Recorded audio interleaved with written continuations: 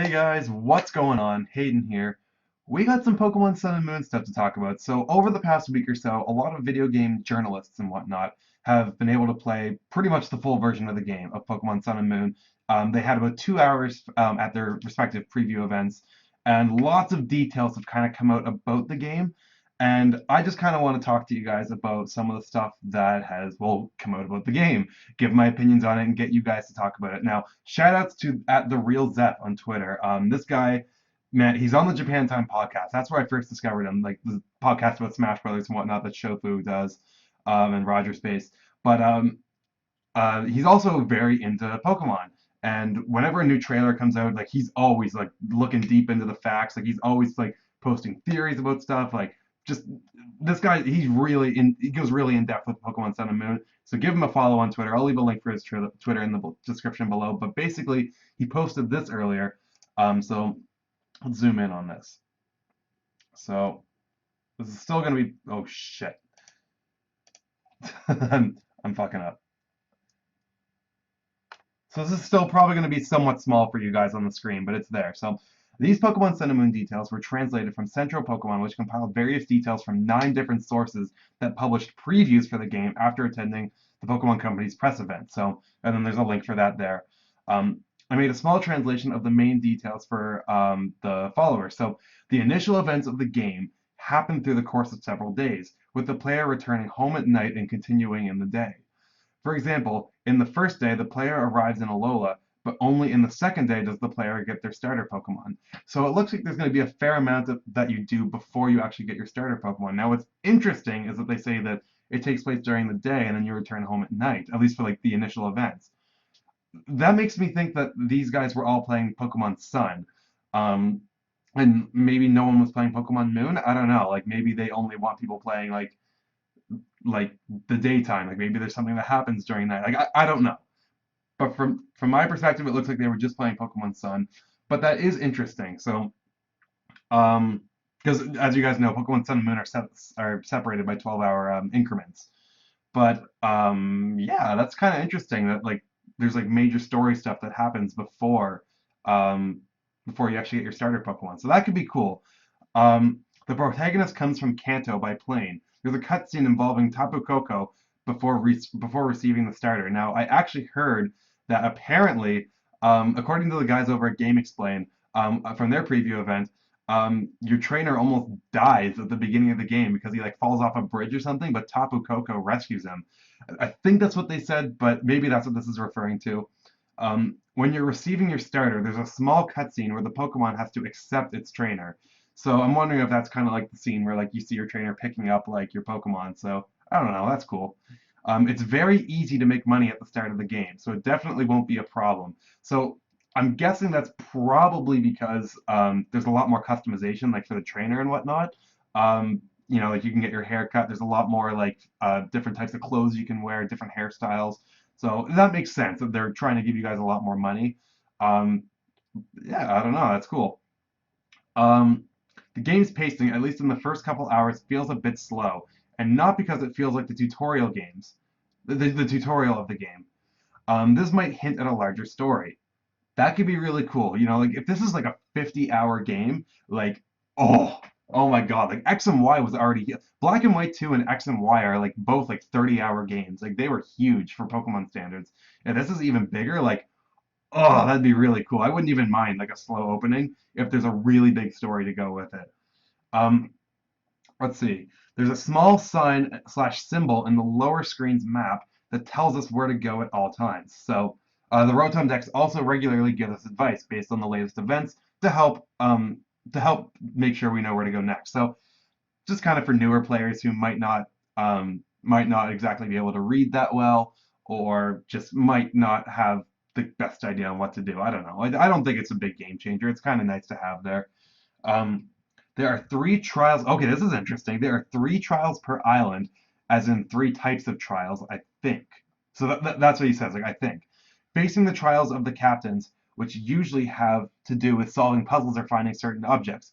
Facing the totem Pokemon, who can also be allied by Pokemon and are much bigger than normal. And finally, facing the powerful kahuna of the island. So it looks like the trials are going to be very different. They remind me of like the Orange Islands. Like the instead of the gym battles in the Orange Islands anime, if you guys ever watched that way back in the day, um, Ash had to do like certain tasks. Like there was one where like him and his Pokemon had to like build like they had to build like a luge or something. Like they had to build like a sled big enough for all of them to sled down a hill. Like it was really different. Um, so it looks like the trials are going to be really varied. Um, and it says that there's 3 trials per island. So I actually skipped one.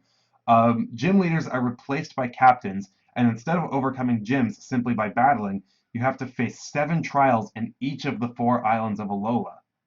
Wait, so there's 3 trials per island, but you have to face 7 trials in each of the 4 islands? I don't know. That's kind of like I don't know. That looks like it's kind of like contradictory to each other. Maybe I'm reading this wrong. 3 types of trials, or maybe hmm. Maybe there's 7 trials throughout Alola, but there's 3 like tasks within each trial. So there's 3 different types of tasks within each trial. So that would make sense. Now the problem with that though is if there is only 7 trials, or even if there's 3 per island, being 12 possibly, that doesn't really solve the problem of getting a Z crystal of each type from each trial captain. Um, so I don't know, because there's 18 types. So I don't know. Maybe you don't get all of them from trial captains.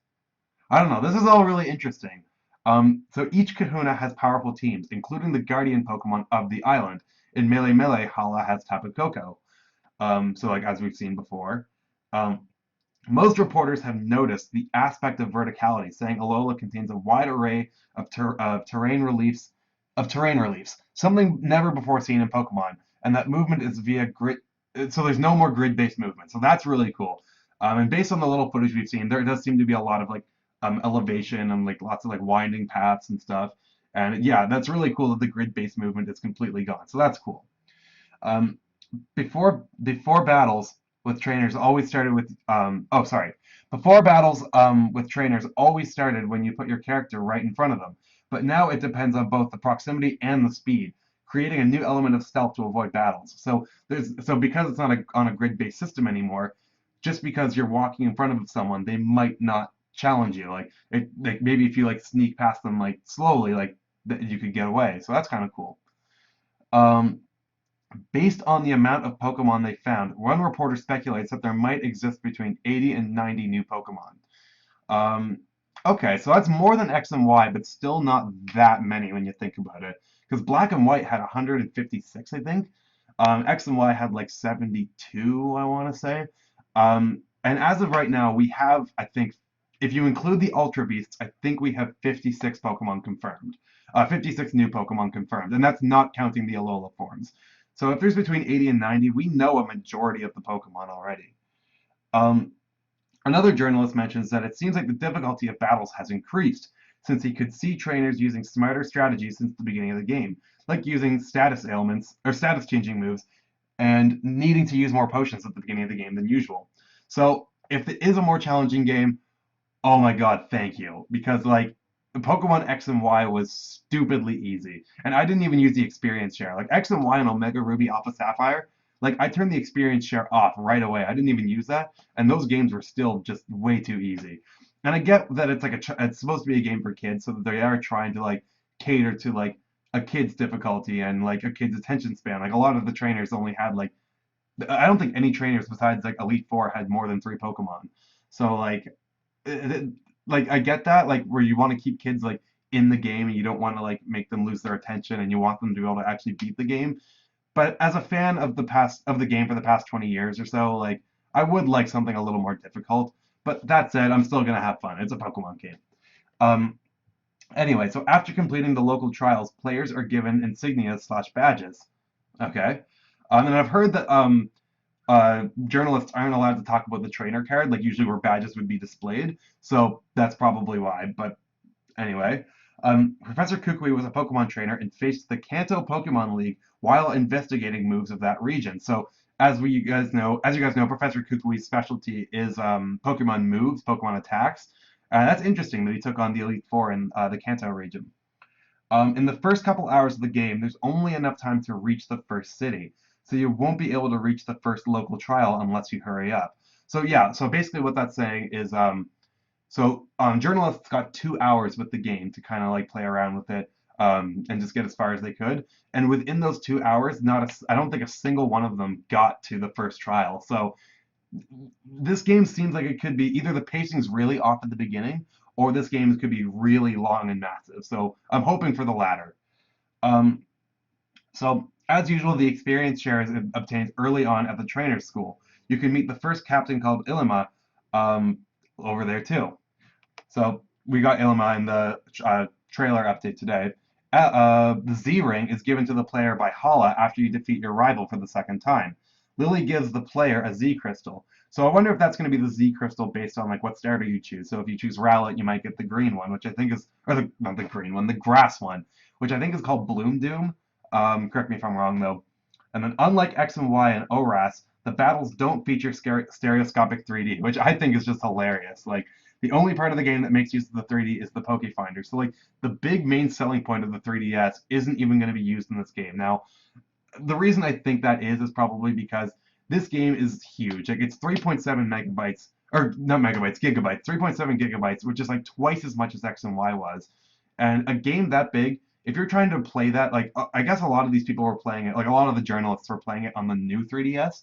So I guess if you're playing this on the old 3DS, like I will be, this game is already going to be like making the 3DS produce steam. Like it's going to be shooting fumes out trying to run this game. And if you try to run 3D on the regular 3DS, it's probably just going to kill the 3DS. So that's probably why 3D hasn't been implemented, just because of the massive scale of this game. But yeah, so these are all very interesting little things to note. I just kind of wanted to talk to you guys about this, but let me know what you guys think about this in the comments below. If you enjoyed this video, of course, leave a like, and don't forget to subscribe to my channel for more Pokemon Sun and Moon coverage and other Nintendo goodness. Alright, peace out, guys. Bye.